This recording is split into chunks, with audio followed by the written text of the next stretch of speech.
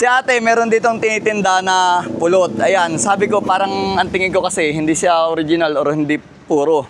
Pero may proven si ate na ito yung pinagpigaan. Hindi pa ito napipiga. Pipiga, yan po ang kanyang honeycomb. O paano namin malalaman na original yan? Kumbaga walang puro, walang halo. Po, ang ginagawa ko po para patunayan na talagang tunay po itong aming pulot na ibinebenta ay ito po ay sasawsaw po natin yung palito ng pusporo. Pusporo. Sa Yan.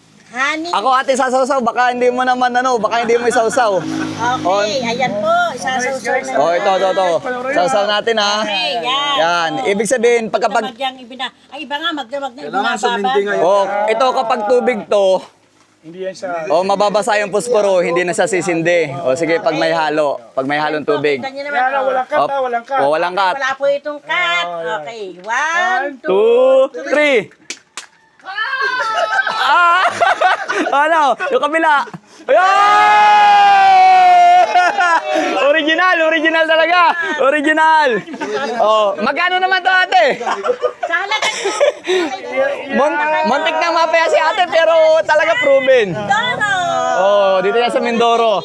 May, Doro. may tinda pa siyang bibingka. Ito po, kay Wenas Famous Bibingka.